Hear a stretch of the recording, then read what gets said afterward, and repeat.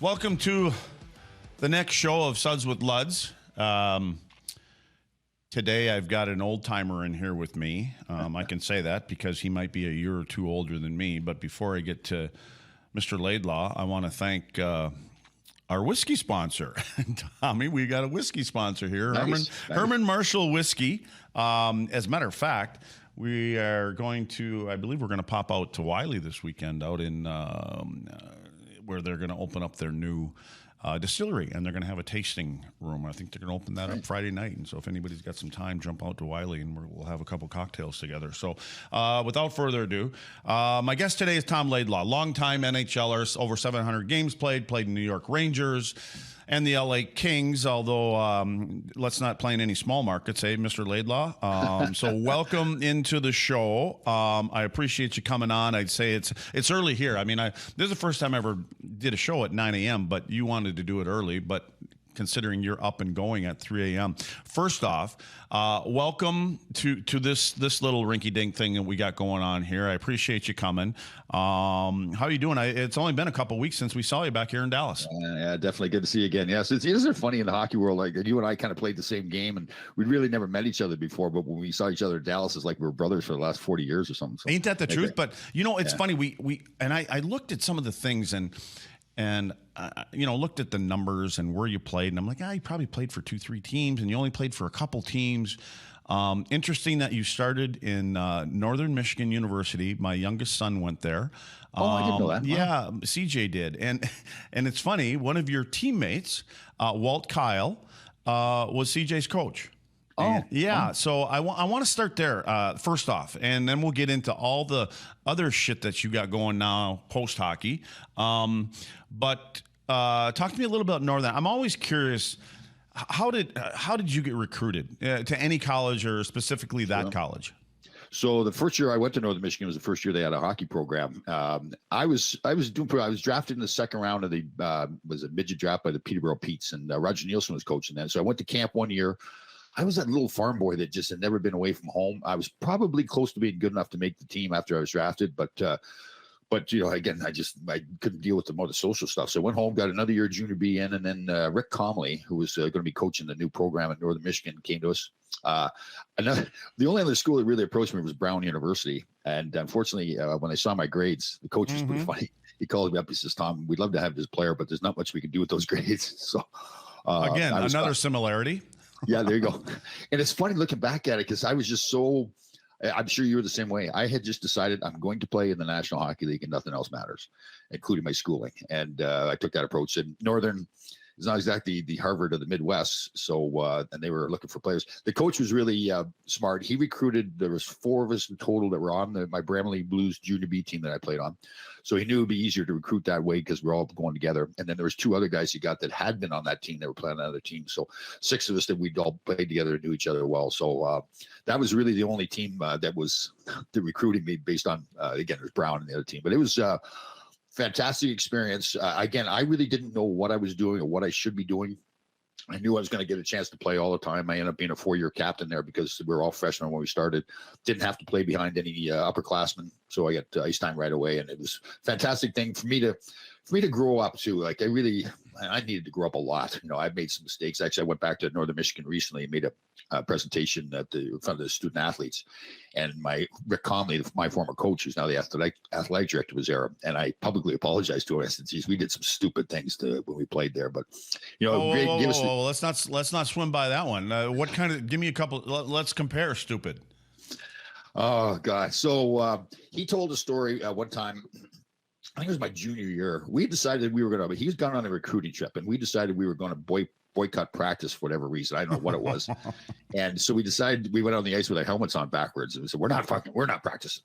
And so the assistant coaches had to call Coach Comley. He was out in the West Coast. They had to call him back and say, "Listen, the guys are boycotting. You need to get back in town." Yeah, like stuff like that. It was just like Don Waddell, who's the president and general manager in Carolina now. Him and I were good friends. And so my draft year would have been at the end of, and same as at the end of my sophomore year. And we made the brilliant decision on our own that we were going to go to Peterborough and play there. We didn't tell anybody we left. We left for the weekend. We'd contacted them. They flew us in. And when I called my parents on the farm in Brampton, I said, we're in Peterborough. And like, he was all excited. Like, it was a great move. My father said, don't move. I'm coming to get you. And he brought myself and Don Waddell back to the farm, put us on a plane the next day. And they said, get up there and don't ever come back again. So it was things like that. And it's funny, it's looking back at it. I don't know how you were, but when I was making these decisions, I was actually thinking that I was doing a smart thing, that this is the right way to do things. Don't tell anybody you're doing this. And there was, oh God, like we drive, and this is not good. I don't like this part, but we were driving around drinking and we shouldn't have been. And, the campus security police would pull up beside us and they'd roll down the back window. We threw all our empty beer bottles and beer cans in the back seat. And you're supposed to be using those for target practice with mailboxes. Haven't you learned that thing? That was our dumb ideas. But I don't know, did you think the same way when you look back at your life now in those days and think to yourself, what was I thinking? Because I was actually thinking those are smart things to do. Well, what do you mean look back? I haven't changed too much. It is what it is. So sure. Did you I know for myself, I had a different route for me, and I can skip all the other stuff, but I walked on in North Dakota. I had I had some offers from those D3 schools or D2, whatever they're called at the time, and my high school coach at the time had gone to school in North Dakota, and the head coach in Grand Forks was Gino Gasparini. Gave him a call and just said, "Hey, I got this kid," and so I walked on. They didn't know I was coming. That was like the day before. And so I didn't have a place to stay. I was in the housing office, and there were 6 other guys there that didn't have places to stay, had nothing to do with hockey. And the woman said, "Listen, we got no places for you guys to stay, but there's this one house available, and it's got 4 bedrooms or something like that." And so we never met each other, and we ended up living together. And I, walked on and, luckily made the team. Were you offered any kind of a scholarship when you went to school, or did you get one after? Yeah, I got a full scholarship at Northern Michigan, which my parents, with their farm people, didn't have a lot of money. So the combination of me knowing I was going to get to play a lot and my buddies going up there and them knowing that it wasn't going to cost them anything made it a pretty easy decision. It's funny too. We realized early on that we'd sign up for the 4 classes that we had that the scholarship would pay for. And then we brilliantly decided that we would drop a class the first week and they'd pay us the money, which wasn't our money, and it was scholarship money. So, well, they gave. I remember with us, they had you had a book allowance or something like that, so which went right into Frenchie's bar. But when I got my classes again, I was not a very good student in school. At high school, I actually had one of my high school coaches taught typing, and I took his class, and I got a note every day to go work on his car at his house. So that's the kind of student I was. But when I got there, it was after the first semester, I think it was, and they gave me a full ride after that. But what happened was I got called into Gino's office, and Gino was always, "Ludwig, get in here." And I knew, you know how that goes. That's never a good one, isn't it? Yeah. And so he goes, it was very colorful, but basically, why are you taking the classes that you're taking? And I said, "Coach, when I was filling out the papers, it's got the required classes, and they were geometry and all these other things that I couldn't pronounce at the time." And he said, "Dumbass," he goes, "those are required over the course of your college career." And I said, "I don't know. I just took them because they said they were required. I thought I'd take them." He goes, No, we'll get you squared away with your classes." So because my grade point average was 0.08 after my first little thing. So he goes, "Do you even walk into a class?" And I'm like, "Well, occasionally." So I didn't have a good start, but figured it out. But again, I didn't know what was going on. So you end up going to the Bright Light. What kind of player? I mean, I was the same player. And I was told that when I played, like this, if you're ever going to play anywhere after this college level, you are who you are, and don't try to be this and that. So, did you get the same advice? And basically, that's what carried you into your career and allowed you to play all those games. Yeah, and that was an important time for both of us. Seems like So my first year, I had like 6 goals and 23 assists my rookie year. So I really thought I was going to be that 2-way defenseman, which I obviously was not meant to be, and. So typical stupid mistake. The old guys back then, as you know, would come in training camp out of shape. They wouldn't do anything all summer long. We'd have a longer camp, and that's how they got into shape. So after 1 year, I decided that I was a veteran player and showed up at the camp about 20 pounds overweight. And it was Herb Brooks' first year. So terrible timing to act like that. So we had training camp over in Finland. So we flew into New York, had our physicals, flew over to Finland, went on the ice first time, the whole team. And then he kept me on the ice about a half an hour all by myself and skated my ass off, yelling at me like, you fat pig. And it was like, he says, I've heard so many great things about you. You show up in training camp like that. I'd really given him exactly what he needed to set the tempo, the Herb Brooks tempo. Okay, that's the old way. This is the new way. And this is what we're going to do as far as conditioning. So ended up being okay. Cause I worked hard in training camp and lost the weight and got in shape. So I became one of his boys, but it's funny you say that about knowing who you were. He before our first game, his first game, we're at Rye Playland, our practice facility, and he pulled everybody together at center ice. He's going around the whole team. Barry Beck, this is your job. Ron Duguay, this is your job. Ron Greshner, and he gets to me at the end. And he says, Laidlaw, if you get the puck, give it to somebody else. You're not supposed to have it. And the guys are dying laughing, right? And I'm saying, you dick, like, what are you saying that to me for? But he, as with you, that was great advice for me. I understood that my job was to block shots, hit, punch people in the back of the head, cross check, move the puck up as quick as possible. And if I did all that, then I'd play a lot. And Herb was great in that he followed through. He told me what I needed to do, and he followed through with that. That if I was doing my job, I would get to play in those key situations, just as you did. Killing penalties late in the game. 30. He was really good with understanding who you were as a person too. And I never wanted to get babied. Like if I was tired at the end of the game, he would come down and literally kick me in the ass and you'd like, get the fuck out there. Right. And it fired me up because I felt like, okay, he wanted me on the ice, no matter how tired I was, how beat up I was, he wanted me. So that was how he knew me that way. And I didn't understand that when he was doing it, but now I look back at it. He was great for my career. So he basically, was that the first time that you felt that a coach had given you a specific role to play? Yeah. Or, when you said you had the points and things coming out of college, did you think you were going to be that kind of defenseman, or in your mind, did you actually know who you were?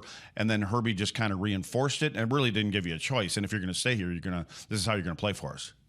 Yeah, I mean, I was that wild, undisciplined guy. Like at college, I poor coach. Like I was so determined to play, but I really didn't know what I was doing. Right, I'd go out and play, and didn't understand at that point, certainly in college, what my role would be. I became a leader again because I was 4-year captain, so that grew inside me, and I had those opportunities to be more of a leader. But when I got to pro, so Freddie Shearer was my first coach. He got fired halfway through the season, and Freddie didn't talk very much, so it was really. If you're in the lineup, you're doing the right thing. And that was really it. There was no other guidance really. And I don't mean that in a bad way. That was more the old school way back then. Yeah. And and then Craig Patrick took over and things were going well. So I just played. We had a good run in the playoffs, went to the semifinals, beat LA, beat St. Louis, ultimately lost to the Islanders. They were on the way to their second cup. And Herb was the first guy that really said to me, this is how you're going to be as an NHL player. And you don't ever want to, limit yourself. But, I think we're both the same way that we understood our role, but we don't have to just be that player. You could be the best person possible in that role, become one of the best defensive defensemen, become one of the best shot blocking defensemen. And I felt comfortable with that. During a career, like sometimes you have ups and downs and, I started getting hurt. I ruptured my spleen my 5th season in the league. I'd missed 2 games prior to that. Both Herb Brooks decided to rest me at the end of the season. I never missed, you get the banged up ankles and all that kind of stuff. You play through it. And then once I started people told me that too, that once you start getting hurt, then it just seems like, and that was the problem with me. I ruptured my spleen, came back, and then I started getting the bad back and everything. And I was stubborn. And I said, this is the way I'm doing things. I'm not getting on the training stable. I'm not. Well, Rick Wilson, did you have Rick Wilson as a coach in Dallas? Oh yeah. I've had Wilson in North Dakota. I had Wilson in North Dakota. I've had Wilson's been a common denominator for me. And I noticed you had Wills also. And I'm planning on having Wilson on the show. He's a common denominator in my career. And he's kind of he was that father figure that kind of helped me understand who I was. And, like I said, that's why I asked you the question, because when I came out of North Dakota, I knew who I was. And I remember the last thing that Gino had said to me, and because when they had first told me, I was working at a hockey school and I was drafted, I guess it had been at the end of my first year, I guess it was. In my first year, I was working at a hockey school there, and he was driving down the road and he honked his horn and said, "Ludwig, get in my office." I'm like, holy shit, what did I, again? It's June. And anyway, he told me, he goes, "You've been drafted." And I said, "Okay." And he goes, "What are you up to now?" And I told him blah blah blah, and with the kids that we were working with. And I started walking around. He goes, "Don't you want to know who you were drafted by?" And I said, "Oh yeah, okay, who?" And he told me it was in Montreal. And I'm like, "Oh okay." And he goes, "What's that? What's wrong with it?" And I just said, "Yeah, like I'm going to play there." And but then and fast forward to my last year when I left. Which was, we had won the national championship my first year and my third year, and I left after the third year. He had said, they drafted you for a reason, and this is who they are looking for, and the pieces that you're going to be a piece in that machine. And I guess the reason I'm actually even going this route with you is because, I try to tell our U18 kids, they're 17, 18-year-olds. And like you said, you don't want to limit them and tell them they're not going to be this, but they're at that point where if you're going to play for another team, they're going to be looking for this specific type of player. You just can't. I think they have a hard time sometimes understanding, like, well, man, I scored 12 goals last year as a defenseman. I scored 40 or I scored 30. Well, it's different scoring them here. And at the next level, there's only be a couple of those kind of players. And so you're the kind of a role player. And so that's when you kind of figured it out. Maybe not figured it out, but you knew if I was going to stick around the league. And then you got somebody like Herb Brooks telling you that, that, hey, if I'm going to play in this league, this is who I'm going to be. Yeah. Well, I was so lucky too. I grew up on the farm, and my father and grandfather ran the farm, and we weren't big enough that we could hire other people. So they'd have to get up every morning and milk cows twice a day. And nobody was writing any newspaper articles about them, how great they were. We couldn't afford to buy new equipment, so they had to maintain it meticulously. I'd want to get out and start baling hay right away, and they'd have to, grease all the fittings and change the oil and all that. And at that point, when you're a kid, you're like, oh, geez, what a pain this is. But then you look back, and that's really, for me, my success as a hockey player and any of the businesses I've done since. That's really the common denominator for me, is that I just was born with that attitude that, I'd seen my parents and my father and grandfather do it, where it's just, it didn't matter. The job had to get done. They didn't care. It didn't matter how sick they were. They had to get up and do the job. And that's really who I became and still am. I'm much more aware of it now. I'm very proud of it too. You mentioned the draft too. It's funny. So when I was drafted after my sophomore year, I was working on a horse farm. A buddy of mine had a horse breeding farm, and I was cleaning the shit out of the stalls. And the Rangers had called my father at our farm, and then he called the other farm where I was working, brought me up to the farmhouse, and he says, you've been drafted by the Rangers. They just called. And I said, okay, well, what do I do now? He says, get back out there and finish cleaning the shit out of the stalls. And that was my draft day. So it's, you see now these kids all with the suits and everything going to the draft is much different for you and I am. Yeah, I remember I was when I got drafted. My dad told my dad, and I had to go. We had a glass shop, and we did the farm thing too. So, but I had to go down to the glass shop. We had a glass, and I had to cut a big piece of plate glass mirror. Actually, it was, and I was all pissed off because I wanted to go do something else. And when he told me to hand him, and this is like a 4x8 sheet of 1/4-inch mirror, and when he told me to hand him the glass cutter, which kind of looks like a pencil. And he turned around and thought he had it in his hand, and he didn't. And I just heard this, and I went, oh no. And I kind of turned around, and he was taking his wedding ring that had a big diamond on it, and he was turning it around backwards. And so the diamond was not facing down, and I was going to get a cuff behind the head with that kind of thing. Yeah. Good job getting drafted. Where are you from? What's your hometown? Eagle River, Wisconsin, tiny town. Oh, that's right. Yeah, big touristy town. It's 1,200 people, 1,300 people. In the summer, it goes to 25, 30,000. Lakes and things like that. Snowmobile World Championship Snowmobile Derby, my hometown. So they I think they make their living for the most part off of 2.5 months in the summer and then a couple weekends in the winter. So, so we didn't have a ton of things to do. So now, did when you had Herbie, did he just come off of winning the gold medal then? Was that so? He had a year between. He'd gone over to Switzerland and coached for a year, and it was pretty much determined that Craig had taken over. Craig was actually a GM and coach in my first year. Took over from Freddie Shiro and his group. So it was pretty much. I didn't know this at the time, but it was pretty much determined that Herbie was going to be coming in the next year. And I'll tell you, he was. I admired Herbie a ton. So when we went to my first year, we had a big, tough team. Chris Katsopoulos, Eddie Hospodar. You had some meat back there. I looked. You had some meat. Bubba and you had some big boys. You played with Nicky Fatio too, didn't you? Yeah, down the Fatio road. Was there. Yeah. So we had that good run in the playoffs, and typically, you don't change a coach, but that had already happened before he had that good run. When you play that well, you usually don't change your coach. But Freddie was gone, so when Herb came in, he didn't care what we'd done the year before. He was going to have his team. He got rid of a lot of the guys like Hospodars, Katsopoulos. He got Rob McClanahan, Mark Pavlich, Ray Rutzelaine, and those kind of guys. So it totally changed who we were. We were beating the crap out of everybody, and all of a sudden now we're the small team.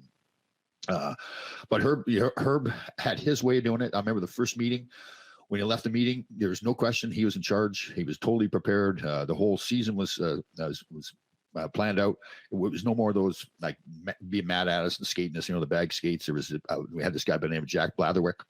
Herb had with the Olympic team, I think, and he was the conditioning guy. And so those conditioning days were all planned out. It wasn't randomly. The whole season was planned out. Our travel, everything. So again, you just left, although he had changed the team around, I've talked to other players like this, like Dave Maloney, and same thing. We all felt like, okay, we left that initial meeting with Herb. This is it. This is the way it's going to go. He's in charge, and that's it. So I give him a ton of credit for that. He just, he had little, Herbieisms, he'd say that, passes come from the heart. Yeah. So we'd be in practice and we'd be doing, passing the puck half-ass, and then he'd stop the practice and he would get adamant about, get down, like passes come from the heart, like make it really happen. And I really felt like, again, in other words, things you learn years later, but I felt like he really meant that as a metaphor for life as well. That if you're going to do something, you put your heart into it. Whatever it is that you do, Craig Ludwig, if you're going to be that defenseman, you were successful because you put your heart into playing that way. And I heard Herb really sent that message. It sounds like, that was, from what it sounded like, Herbie had his mind up. He knew how he was going to coach. It sounded like that was the way it was with the Olympic team. I was at the tryouts. I went. Unfortunately, it was my 18th birthday weekend, and I went with 3 friends. So I wasn't there to make the team. I knew I wasn't going to make that Olympic team. But they talk about how he knew who his players were going to be. The camps were the camps, the tryouts were the tryouts. But because I was cut the first day, and there were guys there 2 days later that I thought couldn't skate. I didn't get it, but I wasn't really there to make the team either. It was in Minneapolis, and we were trying out different rinks around town. So it sounds like when he came into the league, he knew what he wanted, and he's had success that way. And you want to win a gold medal when you weren't supposed to, or nobody thought you were gonna. You and I are like twins, because I tried out for the 1980 Canadian Olympic team, and so we'd gone the winter before. We traveled around Europe with 20 guys, and another 20 guys traveled around North America and played some games. And when I went to camp, we were in Calgary, and I really felt like I had a good shot at making that team. We stayed, they didn't have much money, so we stayed in some trailers, some construction trailers out in the parking lot of the old Calgary Corral. Remember that? I don't know if you played that arena. Oh, yeah. Yeah. That was the one when you went over the bench, you needed a parachute before you hit the ice. Yes, yeah. It was like cement too, the boards were. And so the first night, or one of the first nights, I think it was the first night actually, a couple of other teammates and I went out and decided we'd have a couple of adult beverages. And we got back to the trailer about 2 or 3 in the morning. And for some reason, and again, another one of these times where I really thought this was a great idea, we decided to take the furniture out of the TV room and put it on top of the trainer's car out in the parking lot. So now here's the brilliant part by me. The other 2 guys go to bed. I decided that it'd be a really good idea to wake the trainer up and tell him that we did it. Like, this is really a funny thing. And again, all this time I think, wow, this is funny. There's going to be a big bonding moment and everything. And I don't know if you remember up in Canada, the person that ran Hockey Canada was his father Bauer. Great, the real gentleman. He's actually a priest and everything, but real gentleman and everything, great guy. So in the morning, we're all ready to go over to the rink. And again, I'm thinking, wow, Tom, that was good. That's funny. Last night, guys are going to be laughing about that and everything. And Father Bauer comes walking over to me, and I'm thinking he's going to give me a hug. Like, wow, Tom, that was funny. He hands me a plane ticket and sends me home. That was my... Oops. Totally. Yeah, totally. Yeah. Again, one of those things, I'd given him exactly what he needed. He needed to set the tempo that this is the way things are going to be done here. And this is the way things are not going to be done. So, yeah. Sacrificial lamb. But it for a purpose. You talk playing in New York, and you mentioned Dukes before, Ron Duguay, and playing in that environment. And and again, I want to go back to where we started this whole thing was with the, you and yourself and Ron Duguay and Stéphane Matteau, Adam Graves. You guys all came in for the Dallas Stars. We did a celebrity challenge thing with our alumni group here a couple of weeks ago, and played a game after the Stars had played. And we played an afternoon game, had a good time. And talking to Duguay, playing in that environment in New York, and Dukes was the man of the town. I mean, didn't he say? Didn't he tell us at that thing that they gave him the keys? For the back door of Studio 54. So, totally. Were you part of the nightlife in New York in your days in New York? I wasn't as much a city guy. We would all go in the city. We had a great bunch of guys. So we had a place called Orrin and Retsky's as well. It's a smaller little restaurant that we would go to. We'd all meet there, and then everybody kind of go do their own thing. And I really wasn't I guess I was still I was wearing the cowboy hat and the cowboy boots still, and Dukes is, got the long hair with the curls and everything going to the Studio 54. So I was different, but we were one of the first games we played at Madison Square Garden. We're on the bench and I started smelling coconuts on the bench in the game. And I guess Duke would use his conditioner that smelled like coconuts when he started to sweat. It's like you're on the beach. So it was just, it was a whole different world. He's a fantastic guy, great teammate. Did it amaze you did it surprise you that he was able to do, and again, this is where I go back to our lifestyles when we played, the part about playing guilty, but did it ever surprise you? Like, how does this dude keep doing this kind of stuff, the nightlife, and we see it, we hear it, we read about it, TV, and then can still come back and score 30, 40 goals a year? Well, I think it was that we were aware that we were all doing it, but it wasn't going to be in the paper the way Dukes was. He had this colorful lifestyle, and the Rangers and the upper management actually wanted him on page 6 in the New York Post. They also had it was Gulf and Western at the time, I think, they also owned the New York Jets, so they had Joe Namath, and they wanted the same thing with him. They wanted that kind of personality. So again, everybody was doing it. That was the thing that, it was a blast, but like, you and I have talked about it. It was that unwritten rule, unspoken rule that, okay, we're all going to go out and we're all going to have fun together. That was the great thing. And I'm sure your teams are the same way. When we went out, it was always together. So when we got to practice the next day, we all knew what we had done. And again, you go back and you look at the science and they tell you whether alcohol is good for you. And I'm not trying to condone alcohol, but there's also the human spirit and the will and the drive and the pride and everything, that this is, so it was, I was assistant captain most of the time, captain sometimes. But part of it was that, I was the guys who get traded there, and they were, hey, Tommy, everybody tells me you're the guy you need to come to. He's like, we're going for a beer tonight. And that was part of who I was. Yep. I'm sure you're the same way. Yeah. But along with that had to come that pride that, okay, we're going to do it tonight, but we go out to practice tomorrow morning. Herb Brooks approached me one time at practice, and he says, I drove by that bar at 4:00 and your car was still there.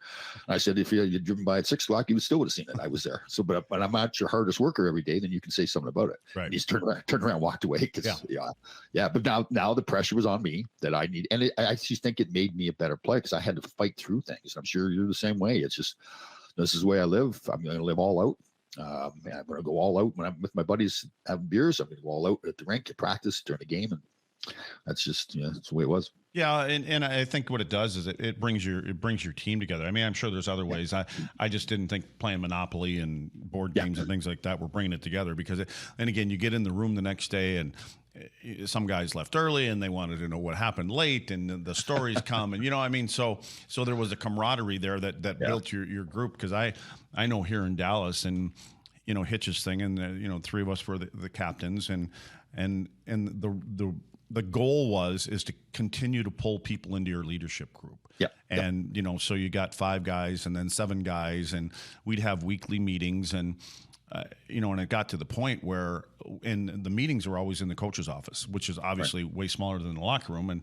And I got to the point one day, and I said, Hitch, and we couldn't sit down. Guys had to stand up. We're sitting on top of each other in the coach's room because we had so many guys in that leadership group. And I said, Hitch, why don't we just bring the guys that aren't in the leadership group, have them sit here in the coach's office? Let's us just have the meeting in the room.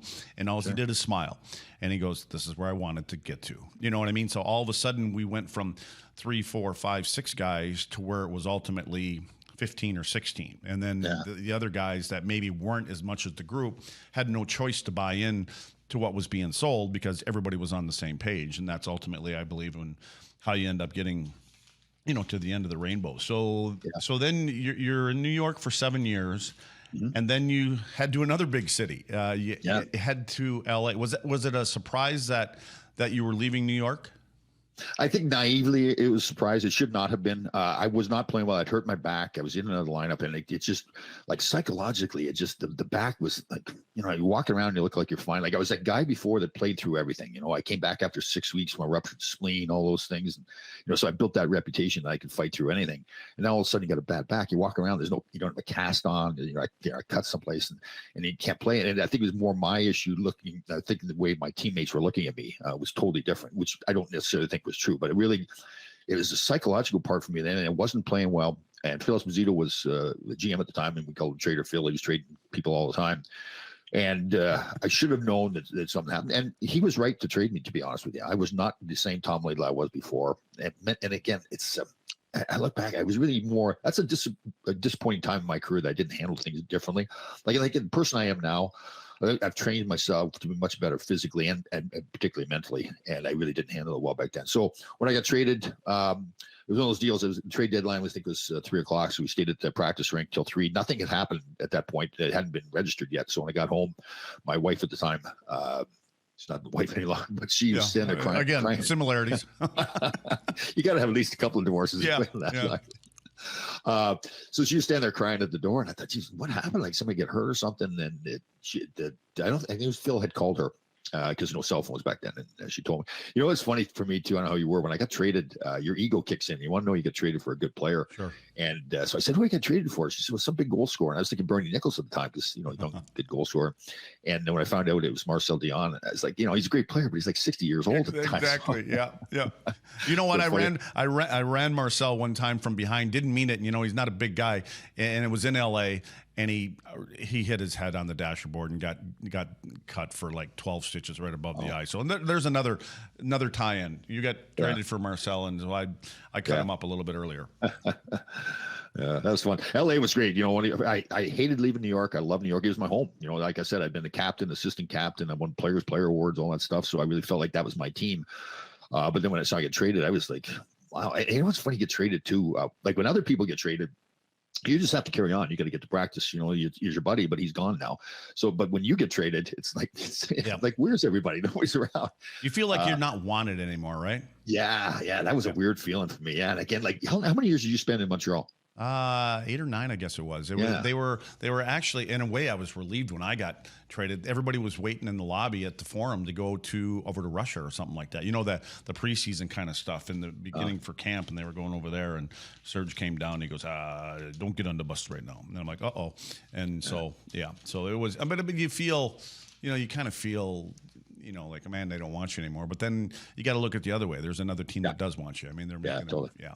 And we had a great group of guys when we got there. You know, we had the old purple and gold jerseys. You know, Luc Robitaille, Jimmy Carson, young players. Larry Playfair was there. Bob Bourne, who I'd played with or played against with the Islanders and Rangers. You know, Phil Sykes, Jimmy Fox, all those guys, Jay Wells. So we had a really good group of guys. But I was still kind of pouting, like, you know, I didn't want to. It wasn't that I didn't want to be in LA. I just didn't want to leave the Rangers. And I'll remember we had rented a home with a pool and a hot tub in the backyard. And the first Christmas Eve, I'm sitting in the hot tub having a cocktail. I'm thinking, geez, maybe this isn't so bad after all. Yeah.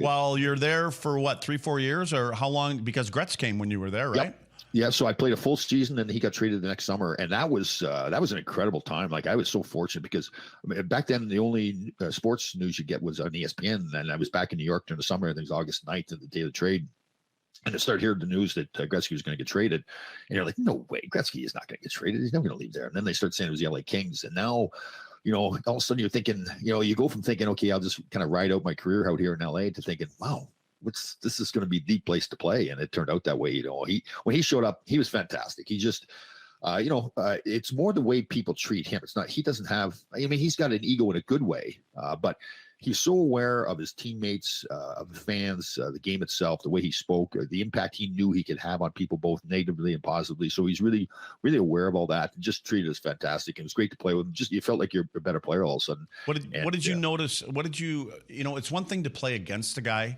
but then all of a sudden you're with him all the time, practices, and then on the same bench. Did anything pop out differently than playing against him? The amount of how he cared about the team. You know, you'd see those like 3 or 4 minute shifts you'd have, and you think, you know, from the distance, you think, well, that's kind of cocky, you know, staying out there that long. You just don't do that. But we realized with Gretz very early that he was about winning. He wanted the team to win. He wanted us to do well as individuals. And if he felt like he was on a roll on a shift, then he was going to stay out there. And it wasn't selfish. It was, it was just that he felt like he was going to help his team to win. Remember Jay Miller? Oh, yeah. Yeah, so Jay was a funny guy too, but so we had a bad game, bad first period, and Wayne had stayed out for one of those 3 or 4 minute shifts at the end of the period. And you know, we had a veteran team, Larry Robinson was there at the time you played with. And, you know, he's a great guy, and so we're all coming in. We didn't need coaches at that point. We're all coming in saying, "Listen, we're just playing like shit," you know. And Jay Miller came in and says, "Yeah, if we just didn't stay out there for those 3 or 4 minute shifts, we'd be a lot better off too." So, yeah, there's a little dart going flying across the room, right? Oh, well, that's funny because Wayne walked over, and one of the rare times that he kind of lost his composure, he threw his gloves and a stick in front of Jay's stall. He says, "Listen, if you think you do any better, you go do it." Good comeback. Oh yeah, totally. And we're all like, again, that veteran team, we're all giggling like little kids, like this is funny. And he's like, "Jay, you idiot." But Wayne composed himself pretty quickly and when got his stuff. He says, "Come on, let's get going." Tapped him on the shin pads. And that was him. He rarely lost his composure. We had one scene with Wayne, Robbie Ftorek, who I just loved, had total respect for him. He was coaching us at the time, and those two it wasn't like they didn't like each other, but they're just two different people. Robbie was, you play 45-minute shifts, everybody gets treated the same way, and you can't coach that way with Wayne. And I think both parties knew it. It wasn't going to work long term. But we were playing a game in Detroit, and we had a young goaltender. I think it was Mark Fitzpatrick, and he's rookie. We were winning like 8-0 or something like that at the end of the second period. Wayne turned the puck over at center ice, and somebody went in and scored, ruined the kid's shutout. And Wayne was mad at himself because he was mad because he ruined the kid's shutout. So Robbie had this rule that you can't lose your composure on the ice. So Wayne goes back down in our zone and breaks his stick over the back of the net because he's mad at himself because he hurt this kid. And so now we get in the locker room in between second, third period. Again, we got this old team, and the rumor starts going around the room that Robbie's going to bench Wayne. Oh yeah, whatever. so he did. He benched him, and and again, it's so funny because we're a bunch. You know how Larry Robinson is, right? I just totally respect him, but you play with. He's like a little kid too. He has fun all the time. So we're all laughing. Finally, Mike Krushinski leads back to Robbie. He goes, "You've got to put him on the ice." But at that point, the damage was done. So puts him on the ice. And after the game, in the old Detroit arena, all those in the hallway with all those locker rooms, right? Mm-hmm. The cinder block rooms. And so Wayne tried to take Robbie away so nobody could hear the confrontation, but they're talking loud enough that you all hear it. And Wayne said to Robbie, he says, 20,000 people came here to watch me play. They didn't come here to watch you coach. And that was one of the rare times. But again, he tried to do it.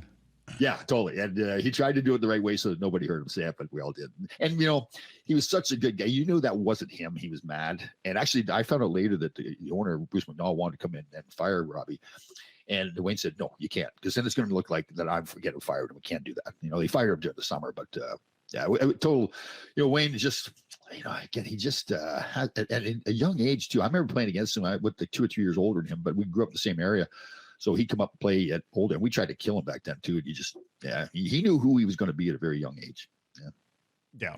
I thought Ftorek was only best known for his dress code or his dress wear, his little the sweaters. the sweaters. I didn't know it was for benching Wayne Gretzky. So now, Tom, you get into your post hockey career, and it seems like you've done more in your post hockey career than playing for the amount of years that you did. And so how did you jump into you've got the podcast thing, you got the sports management thing. What order and where did you go first?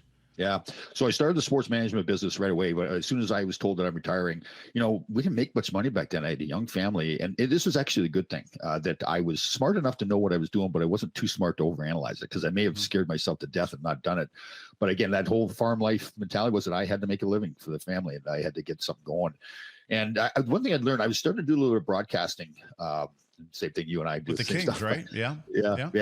And then San Jose hired me their first year. They'd hired Dennis Hall, and he's a great storyteller, but I guess he couldn't quite master the whole TV thing. We got to be a little bit shorter and get to the point.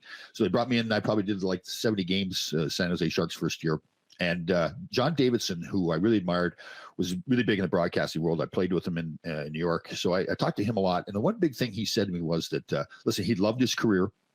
He was very proud of himself. He was a great goaltender, but he wouldn't want to settle again. He wouldn't want to, I tell everybody, Wayne Gretzky and I have a lot of things in common. So we both accomplished our goal. My goal was to play in the National Hockey League. His goal was to be the best player that ever played. And JD was kind of taking that stance with his broadcasting career. So when I started going the agent business, I made it, like I said, listen, I'm not going to settle again. I'm going to be the best agent out there. I'm going to represent first overall picks in the draft. I'm going to negotiate great contracts. The first draft I went to was in Montreal, I believe. I had no clients. So when you're an agent and you've got no clients, you're up in the rafters. When you have first round draft picks, you're down on the floor. So you're in the middle of the action. So I go from playing in the National Hockey League to now going to this draft. And I'm sitting in the last row, and I was pissed. Guys, this has never happened to me. And it was a great thing for me because it really drove me to now I say, don't settle for being just an agent. Don't settle for a paycheck. Be the best agent out there. So I worked hard recruiting. Mike Barnett, who represent Wayne Gretzky, he was working for IMG. And we'd known each other from LA days, and he'd see me out on the road, and he says, Tom, I want you to come work for me. So that was a big move, going to work for IMG. They were the largest management company in the world at that time. Then they ultimately got Ryan Smith was my first player that was drafted in the first round. Ultimately had Brian Berard, who was first overall pick in the draft, and negotiated some contracts that had not been negotiated before. So it was a great. I think it really showed me too that I wasn't just a hockey player. What were your responsibilities? Like when you first got started, what did Mike want you to go out and do? Well, it was everything. I was, he called me, he's number one and I'm 1A. And I would go out and recruit my own clients, negotiate the contracts. He just let me do my own thing. We worked together a lot. He was a funny guy. Like he was a pit bull. He was this tiny guy, but he would never quit on anything. We'd go out recruiting, and, I'd walk in, I'd had first overall picks in the draft. I'm working for IMG. I'd been an NHL player. He walks in, he's Wayne Gretzky's agent, Jaromir Jagr's agent. So we walk into some of these living rooms, and it was kind of cocky, but we'd walk out after, like he goes, like shooting fish in a barrel, because we could just get any client we wanted to.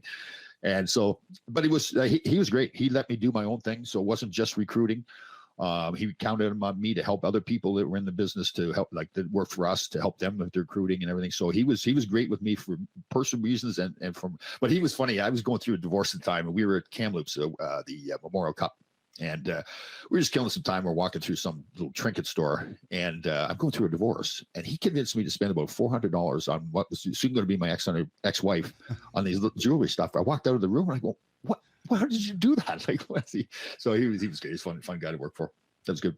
So how long did you do that for? How long did you stay in that game? I did that for 22 years. I worked I started my own business, did that for about 5 years, worked for IMG for about 5 years, and then went back out on my own again. IMG was great, but I said to one of the bosses at one time, I said, so if I bring $1 million of business in, how much should I make it? And he goes, well, about 250,000. And I said, so I could do that same, I could bring in $400,000 of business on my own, and after expenses, make that same 250. Right. And he says, yeah, you're right. Yeah. They knew that. So it was great experience.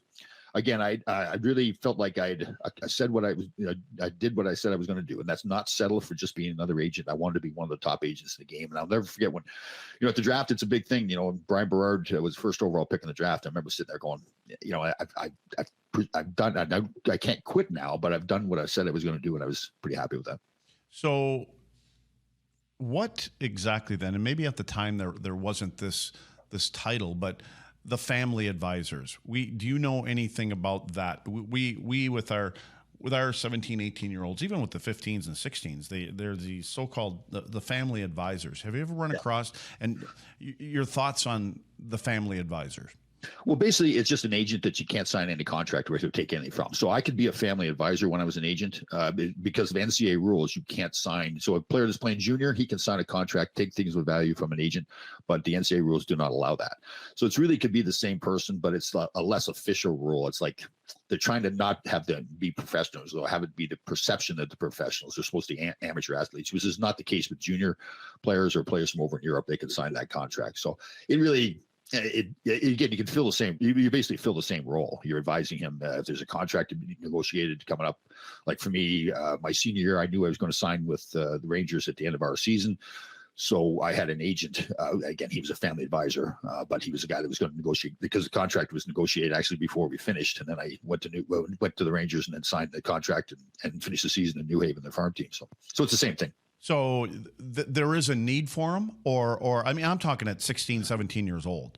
I mean, yeah, that's where I kind of, I'm trying to figure out, and not that I ever have a say in any of it, but do these parents, because I don't think the parents actually know all the time, well, hey, there's this, and he can get me a full ride at this school, or get me that junior team. And I'm like, I don't know if that's necessarily true all the time. Yeah.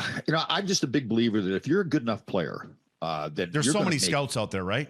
If you're good enough, they're going to find you. Yeah, totally. Yeah. And the schools are recruiting all the time. So listen, one of the biggest gifts my parents ever gave me was to never take the dream away from me. Let it be my dream. Mm-hmm. So if I was going to play in the NHL, it wasn't because they made some decision to have me switch teams or whatever. It was just, Tom, it's up to you, go play. We're busy working on the farm. So, if you have that dream, and it was, I really look back and I think when I was like 6 years old, went back to school. It was one of those things the teacher wanted you to write a letter, what you did during the summer and what your dreams were. And at that time, I could not skate. I literally couldn't stand up. I'd have to hold on to the boards. But I wrote in the letter that I was going to play in the National Hockey League. And I'm sure my parents must have been thinking to themselves, Tom, you're going to be a little disappointed here, brother. You can't even skate. But again, they never gave me that impression of that. They never took away my dream.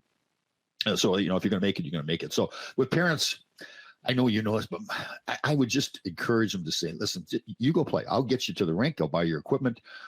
Make sure you get to practice. But you're going to, this is your team. And one of the things is too, when they're bouncing around from team to team, trying to get on this better team, if I'm a coach, I don't want that. I want a kid that's going to stick with that team and make it a better team. I mean, you and I had our careers because I'm assuming the same way. I was never the best player on any team I ever played on. And you touched on this before.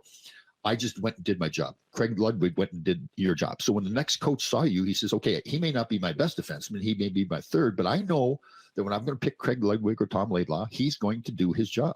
Yeah. And then I don't have to worry about it. So that's the way you keep moving up and up. Yeah. Okay, so let's get to the last couple things. Let's save your podcast for last. I want to talk about Survivor. How the hell did this come about, and what enticed you to say, yep, I'm going? Yeah. Well, I do this motivational speaking now, this True Grit Life. And one of the big things I try to teach people is don't come up with excuses. Say yes to your life. So if things come into your life, say yes. And even if you're not successful when you first try it. Listen, that's why I think I'm divorced, because I said yes. Well, but we hope we learn from the mistakes, right? That's right. Maybe just don't do it again. Okay. So I said to myself, they came to me actually first. Jerry Bruckheimer, the producer, owns a piece of Big Brother, Amazing Race, and Survivor, and he's a big hockey fan. So he came to the NHL and said, "Listen, we need a couple of older guys to go on Amazing Race." And so it wasn't just me; they approached other people. And I said this publicly, and I got in trouble for this, but all the guys of my age that were fat and out of shape, they couldn't do it. So that didn't work out. And then the guy I was working with doing a little marketing knew somebody else, Survivor, and he said, "What about Survivor?" So that'd be cool. Let's try it. At first, though, because Survivor's it's all lying and that kind of stuff. And I told him, I said, "Listen, I won't be lying. There'll be no crying." So it was funny. You go into LA for 5 days of casting, and while you're there, there's like 19 other potential players there, but you can't talk to anybody. They want all interaction on camera. So you're there for 5 days, sitting in the hotel restaurant.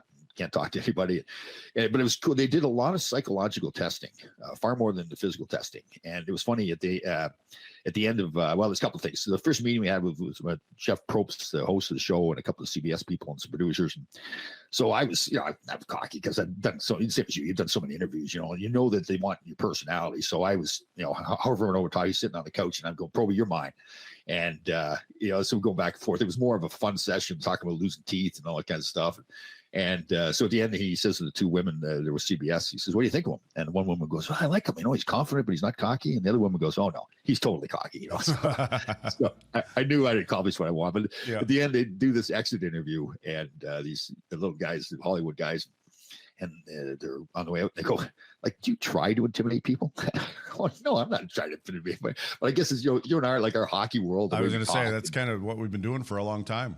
Yeah, totally. So it was a blast. It was a great. Like I said, when they drop you off and you're on the beach and you realize, okay, you're out there now. There's no and nothing. There's no toilets, no toilet paper, no showers. You're living off the land. They give you a bag of rice and a pot and machete, and you have to build a camp, and you're working with these, basically it's all young kids in their 20s and everything. And I was 60 years old. So it started off good in that they were really looking to me to be that leader. I wasn't going to hide what I'd done. I get scars all over your body and everything. I'm not going to say I'm an accountant or something. So I told them it was, and I think it helped me because they wanted me to be the leader at first. But once they got into the game, that started to shift, and they saw me as more of I made an alliance with 4 other people that were over on the other. They had a tribe swap, so they were over on the other tribe now. So the new people that were on my tribe knew that I was going to be loyal, which is a compliment to me. But then they wanted to get rid of me because they knew I'd be loyal to those other people on the other side. So it was a blast. So it was one of those things. It's just like, everything about it. For a month and a half, because they send you once you get voted off, if you're not in the stay on the jury.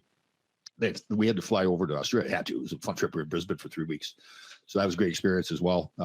And they take away your phone, your computer for a month and a half. You don't have a phone, computer. You're technically not supposed to be able to call home.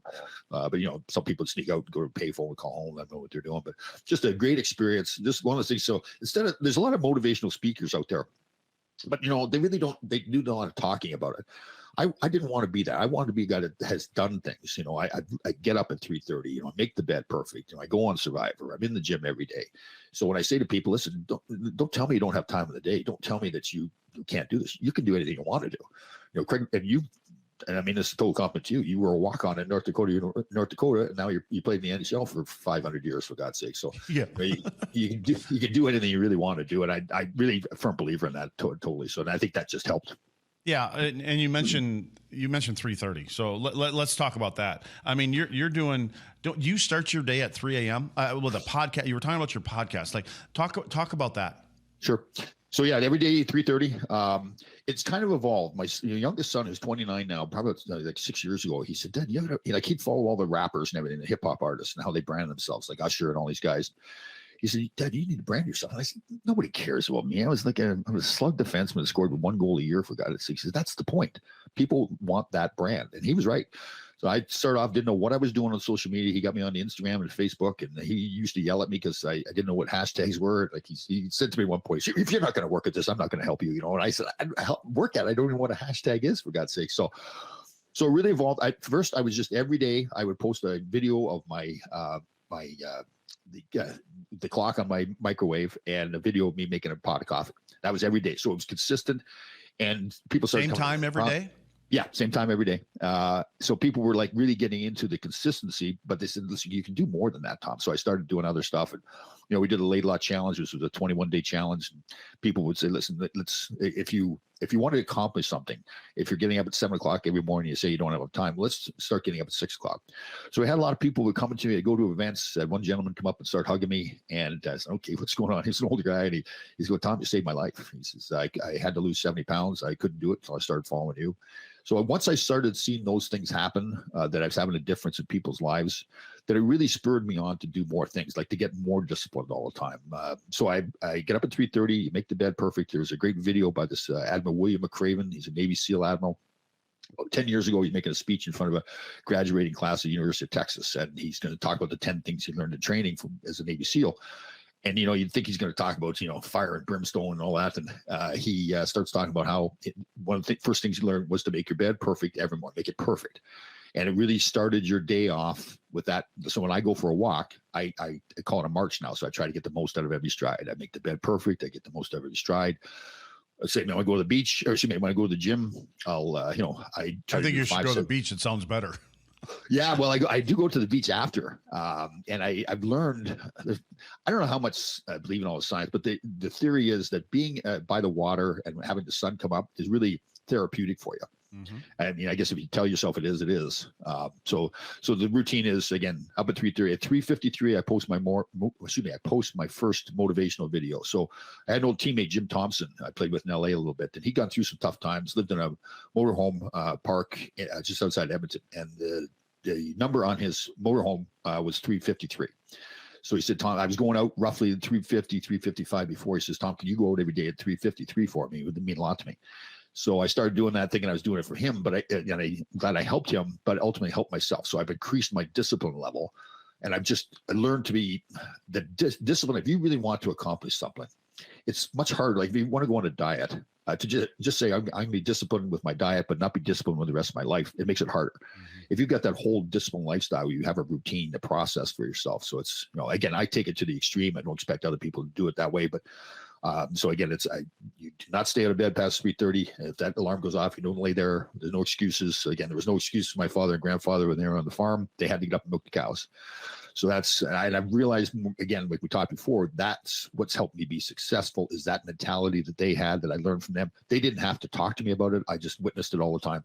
And again, I've taken it to another level now because, it's things like with Jim Thompson happen to me all the time. I learn new things. I've learned to learn. My diet's gotten better. I work my core better now, so I don't have a bad back. I'm in the gym.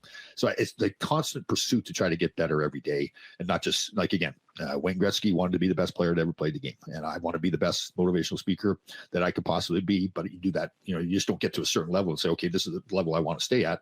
It's about getting better every day. So I've listened to him, and you're definitely on that path. But I want to ask you, where did the grasshopper thing come from? Little grasshoppers. So when I started, like I said, when my son got me into it, I didn't know, I had no clue what I was going to be doing. So I was just being a smartass, and the old kung fu movies, Grasshopper, and people started following me, and they started researching grasshoppers. They've been around for hundreds of millions of years. Dinosaurs have come and gone. The grasshopper species still stays. Excuse me. And grasshoppers only move forward. They don't move sideways or backwards. So that's kind of the theory of the true grit life. It's just constantly moving forward all the time. So it's funny. I walk down the street sometimes, the guy yells, "Hey, grasshopper!" So it's well, I know it. It's kind of like your thing. And I was thinking about, I was even thinking that on the drive down here as I'm sitting in the traffic, for God's sakes. And I'm thinking, this little I'm going to go do this thing with this little grasshopper dude. And I'm thinking, where's my tagline? And I've decided, I think I'm going to start calling my people bar hoppers. Instead of grasshoppers, I'll have little bar hoppers. There you go. Good. Yeah, definitely. Kind of sums up everything. I do a cooking show on Sundays too. And I have this thing. I say, clean as you cook. So that's become a thing now too. If I don't say that, everybody. So I do this video. Started off, start of the pandemic. I've got a little condo here, and I've got the back deck there with propane tanks for the barbecue. So I was being a smart ass, and I was videoing myself working out with the propane tanks. And then I started printing out pictures of my teammates and putting it on the propane tanks like they were there working out with me. And it became this thing where every week now, every Sunday, I would have to put new pictures, but I put them on the wall out of my back deck. Started raining one day, so I moved that all into my kitchen and put the pictures. So I have like 40 pictures. I haven't done it as much. It takes me forever to put the pictures up, but I had like Ron Duguay with Cheryl Teagues and all the girls that he dated in the past. And, I narrate this video about the recipe, and now it's turned into, I have to cook the food, and I have to plate it properly. Everybody critiques my food and everything. You might be digging a hole a little bit too deep for yourself. Totally. Yeah. But totally, I think you look forward to that kind of stuff. So, hey, Tommy, I super, super appreciate you coming on and sharing all this kind of stuff. And this truly is life after hockey. And I think we all struggle, I think, in the beginning going, what the hell are we going to do? And you've got it figured out. And I know there's a lot of people that admire what you do, and you're doing it for a good reason and good causes. And I want to thank you again for coming on our show today, Suds with Luds. And I look forward to doing your show. I think we're going to do that. Just so we're not doing it at 3:30 in the morning. I talked to your producer last night. I was texting him, so I was happy to hear he was saying something about noon, nothing 3 a.m.-ish. Yeah, that's going to be fun having you on. So we got this new podcast. It's just, so the ones I've been doing were on Facebook and YouTube. This new one now is going to be a regular podcast, just the audio version. So it's called The Full Change. So we've done about 20. We've had some. What we do is we talk about with you. We're going to talk about your life growing up, playing in the National Hockey League, and what you've done since. And I'll tell you, there's been some fascinating stories of guys going through stuff and fighting through things. Drug addiction. We had a few guys try to commit suicide. In most cases, the guys that have got through all that stuff are really out there doing great things for other people right now. So it's a great podcast to do, and look forward to doing it with you. So. All right, Mr. Laidlaw, I appreciate it. Thank you very much. I will talk to you tomorrow on your podcast, and maybe I'll make myself a little Herman Marshall. Nice. A little old-fashioned or something like that tomorrow, and I'll get ready for your show. Again, Tom Laidlaw, thank you very much for coming on the show, and I will talk to all you folks next week, and I will see Tom tomorrow. Good job. Thanks, buddy. Bye.